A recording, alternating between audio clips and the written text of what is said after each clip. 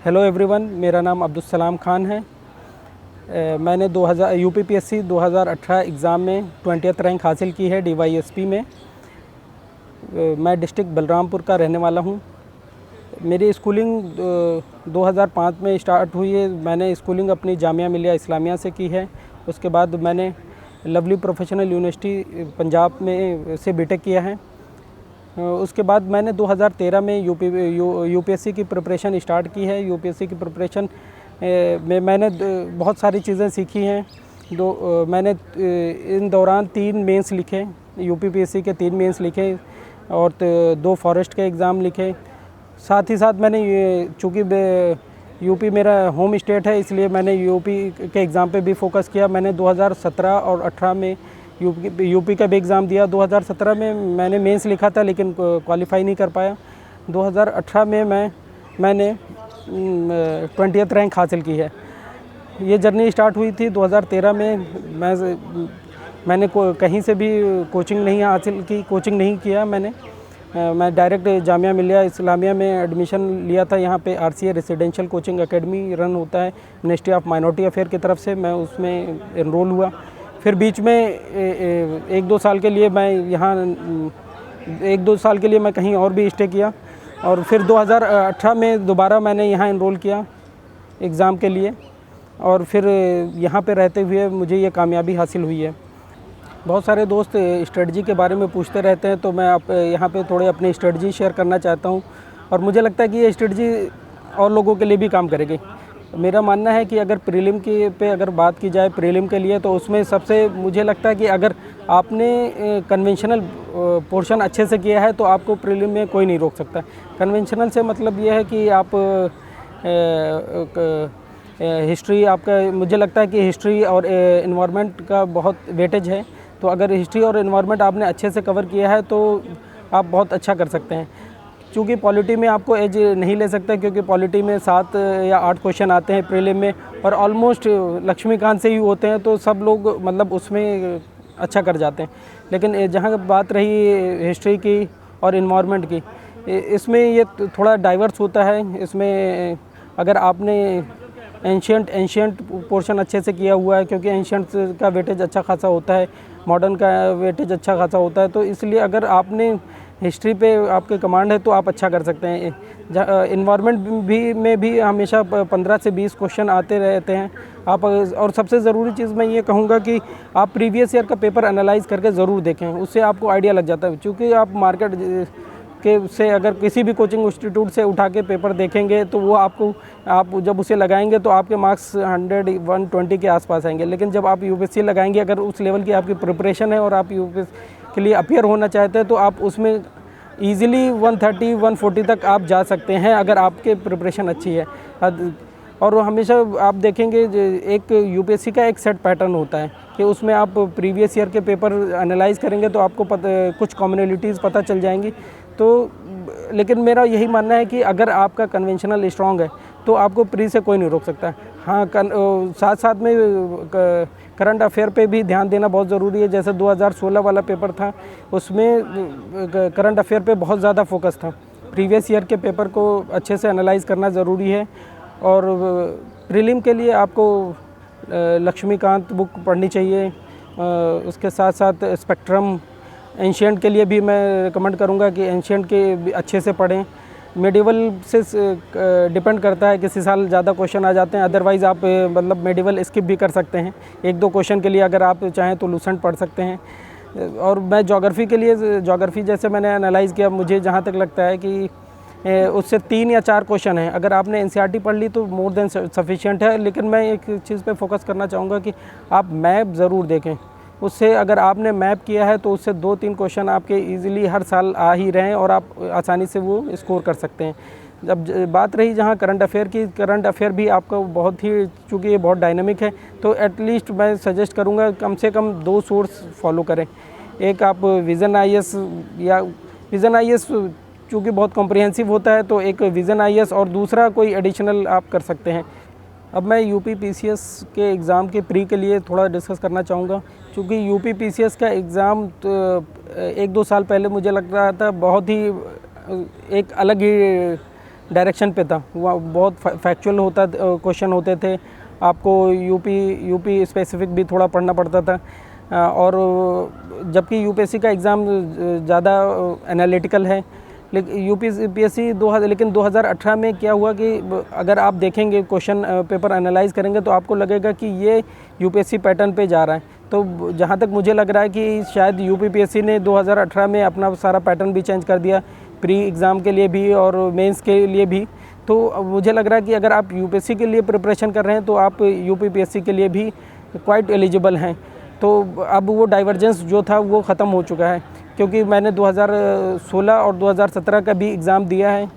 तो इसलिए मुझे लग रहा है कि अब 2018 का एग्ज़ाम उससे काफ़ी अलग है। और उसके लिए मुझे लगता है पहले घटना चक्र नाम की एक बुक पढ़नी पड़ती थी। मेरा एक फ्रेंड कल मुझसे पूछ रहा था कि यूपी स्पेसिफिक के लिए क्या पढ़ा जाए, तो मैंने उसे यही सजेस्ट किया, क्योंकि 2018 में तो ऐसा कुछ ख़ास नहीं रहा, लेकिन क्योंकि वो यूपीएससी पैटर्न पे था, तो मुझे लगता है कि अगर आप यूपीएससी के इस साल आप यूपीएससी का भी एग्ज़ाम दे रहे हैं और यूपीपीसीएस का भी एग्ज़ाम 10 दिन बाद ही है, तो आपको बहुत ज़्यादा यूपी स्पेसिफिक पढ़ने की ज़रूरत नहीं है। मुझे लगता है कि आपके यूपीएससी की प्रिपरेशन पीएससी के लिए भी सफिशिएंट होगी। अब मैं थोड़ा यूपीएससी मेंस और यूपीपीसीएस मेंस के बारे में भी थोड़ा डिस्कस करना चाहूँगा। जहाँ तक बात रही यूपीएससी मेंस की, इसमें 4 पेपर होते हैं, आप सबको पता है, GS 1, 2, 3, 4। और मुझे लगता है कि अगर आप इन चारों पेपर में अच्छा करना चाहते हैं तो आपको पहले से ही इन चारों टॉपिक पे जो कन्वेंशनल पोर्शन है आपका उस पर एक प्रिसाइज नोट प्रिपेयर होना चाहिए। इससे आपको एग्ज़ाम में बहुत आसानी हो जाती है। मैंने अपने स्टार्टिंग के 3 मेंस मैंने यूपीएससी में दिए हैं, 15, 16, 17 में मैंने कोई नोट मेकिंग नहीं की। और इस बार मैं, चूँकि अभी एक अटेम्प्ट मेरा बचा हुआ है, मैं यूपीएससी में अपीयर होऊंगा और उसके लिए मैंने थोड़ी बहुत कोशिश कर रहा हूँ। मैंने कुछ टॉपिक पे नोट्स बनाए। इससे क्या होता है कि मैंने यहाँ पे आरसीए में देखा कि जो बच्चे अच्छा नोट प्रिपेयर करते हैं वो रिज़ल्ट कन्वर्ट करने में उनके लिए आसानी होती है। नोट से ये होता है कि आप उसे कई बार रिवाइज़ करते हैं और वो आपके लिए एक अच्छा होता है। नोट मेकिंग में एक काम ये किया जा सकता है कि बहुत सारे कोचिंग इंस्टीट्यूट का पूरा सिलेबस कवर करते हैं, तो आप अगर किताबों से नोट्स नहीं बनाना चाहते हैं तो आप किसी भी कोचिंग इंस्टीट्यूट का, जैसे विज़न IAS हो गया या फोरम IAS हो गया, इनके कन्वेंशनल पोर्शन उठा के आप वहाँ से प्रिपेयर कर सकते हैं और इससे आसानी भी हो जाती है। और मैंने देखा कि ये बहुत ही अच्छा सोर्स है आपको कम वक्त में नोट्स प्रिपेयर करने के लिए। मेंस के लिए सबसे इम्पॉर्टेंट चीज़ है कि क्योंकि ये पेपर मेंस में आपको लिखना होता है, तो अगर आप आंसर राइटिंग प्रैक्टिस करेंगे तो ये आपके लिए बहुत ज़्यादा हेल्पफुल होता है। और इससे एक चीज़ें, ये मेंस आंसर राइटिंग का फ़ायदा ये है कि इससे चीज़ें आपको मेमोराइज़ भी हो जाती हैं और लॉन्ग टर्म मेमोरी में आप उसे रिप्रोड्यूस आसानी से कर सकते हैं। हम लोग के स्टार्टिंग के अटेम्प्ट में मैंने क्या किया था, मैंने आंसर राइटिंग पे प्रैक्टिस नहीं किया। फिर उस वक्त क्या हुआ कि जब वहाँ हमें लिखना पड़ रहा था मेंस में, तो वो काफ़ी मुश्किल हो रहा था। अभी भी मैं अपनी एक वीकनेस मेरी ऐसे राइटिंग है, मैंने उस पर काम नहीं किया, मुझे पता है कि, लेकिन फिर भी अगर आप उसे पहले से ही प्रैक्टिस करके जाएंगे तो आप वहाँ पे अच्छा रिप्रोड्यूस कर सकते हैं।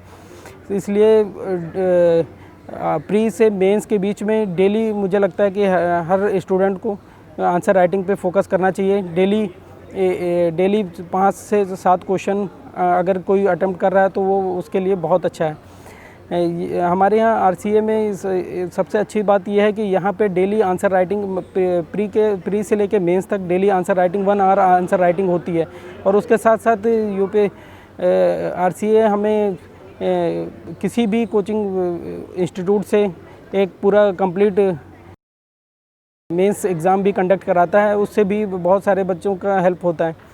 अब एक ज़रूरी बात यह है कि अगर बहुत सारे नए बच्चे आते हैं, वो पूछते हैं कि सर आपको मतलब प्रिपरेशन में क्या करना चाहिए, तो मैं ये कहूँगा कि अगर कोई बच्चा मार्केट में बहुत सारे कोचिंग इंस्टीट्यूट हैं, वहाँ से अगर कोचिंग अफोर्ड कर सकता है तो वो सबसे अच्छी स्ट्रेटजी होती है। अदरवाइज़ आप क्या करते हैं कि अगर आप अपने सीनियर से हेल्प लेते हैं या किसी के थ्रू या किसी और इंस्टीट्यूट पे जहाँ सिर्फ आपको गाइडेंस मिल रही है, तो वहाँ से ये होता है कि आपका 1 से 2 साल आपको सिलेबस और चीज़ों को समझने में निकल जाता है। लेकिन कोचिंग इंस्टीट्यूट में कम से कम आपको ये होता है कि वो आपको गाइड कर देते हैं, आपको बता देते हैं कि आपको किस तरह से प्रिपरेशन करनी है। चूँकि कुछ कोचिंग इंस्टीट्यूट जैसे वाजीराम वगैरह इस लिए बहुत अच्छे हैं, क्योंकि वहाँ पे आपको हर सब्जेक्ट वाइज नोट मेकिंग कराते हैं, तो वहाँ से आसानी हो जाती है। मेरा कहना सिर्फ यही है कि अगर आपको वक्त बचाना है और रिज़ल्ट जल्दी हासिल करना है, तो आपके लिए कोचिंग करना मेरे हिसाब से बहुत अच्छा है। स्टार्टिंग में कोचिंग आपके लिए आपके रास्ते आसान कर देता है। इसी तरह ऐसा भी है कि बहुत सारे जो बच्चे कोचिंग अफोर्ड नहीं कर सकते हैं, उनके लिए मैं भी एक तरह से एग्ज़ाम्पल हूँ, क्योंकि मैंने कहीं से भी कोचिंग नहीं की है, लेकिन फिर भी मैं खुदा का शुक्र कहूँगा कि मेरा सिलेक्शन हो गया है।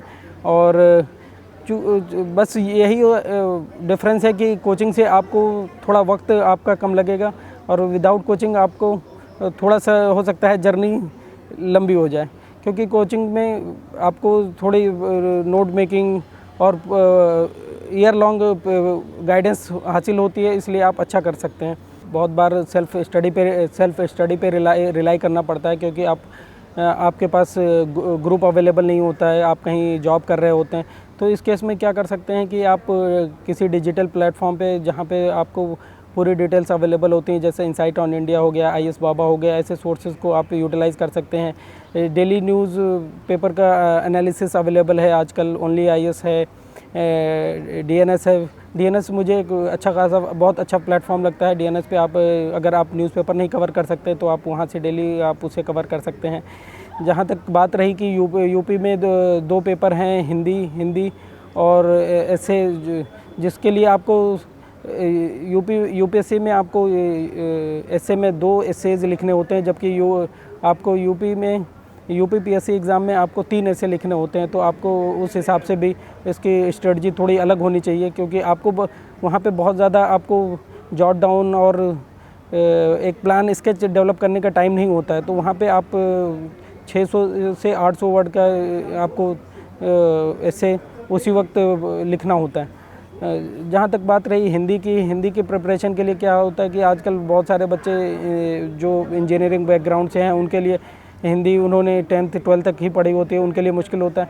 तो इसमें क्या कर सकते हैं कि घटना चक्र की बुक आती है, आप उससे प्रिपेयर कर सकते हैं। आजकल तो वीडियोज़ भी अवेलेबल हैं, आप उनकी हेल्प ले सकते हैं। हिंदी के लिए प्रिपरेशन करने के लिए मेरे 2 दोस्त ने बहुत मेरी हेल्प की, अहमद हसन खान ने और तैयब भाई ने। मैं उनका शुक्रिया अदा करना चाहूँगा, क्योंकि हिंदी चूँकि मैंने 8th क्लास तक मदरसे में पढ़ाई की, फिर उसके बाद मैंने 9th और 10th में ही हिंदी पढ़ी थी। उसके बाद एक हिंदी सब्जेक्ट में मार्क्स अचीव करना एक टफ़ टास्क है, क्योंकि जनरली लोगों को 80-90 मार्क्स हैं, लेकिन मेरे 2017 पेपर में मेरे 93 मार्क्स थे। और मैं इन दोनों दोस्तों को धन्यवाद कहना चाहूँगा। यूपीएससी के प्रिपरेशन में एक इम्पॉर्टेंट एस्पेक्ट ये है कि आपके फैमिली और फ्रेंड सर्कल और आपके जो मोटिवेटिंग सोर्स हैं वो कैसे हैं। मैं सबसे इम्पॉर्टेंट चीज़ इसमें जो सबसे ज़रूरी है, मैं तो कहूँगा कि फैमिली, क्योंकि अगर आपके फैमिली से आपको सपोर्ट है तो फिर आपके लिए जर्नी आसान हो जाती है। अदरवाइज़ मेरे कुछ दोस्त हैं जिनके लिए ये चीज़ कभी कभी वो डिस्कस करते रहते हैं कि उनके लिए मुश्किल होती है, घर वालों का प्रेशर होता है। लेकिन मेरे साथ ये आसानी रही है कि घर वालों ने मुझे पूरी छूट दी कि आप आराम से पढ़ाई करें, जब तक हो सके जब पढ़ें। फैमिली के साथ साथ दोस्तों का भी बहुत इम्पोर्टेंट रोल होता है, वो आपके स्ट्रेस रिलीवर की तरह काम करते हैं। आपको निराशा होती है, लेकिन कहीं ना कहीं जो एक चीज़ मैंने देखी है कि जो इस प्रोसेस में लगा रहा है वो ज़रूर कामयाब हुआ है। अगर वो यूपीएससी में नहीं तो बहुत सारे फील्ड अवेलेबल हैं आपको, आप अच्छा कर सकते हैं।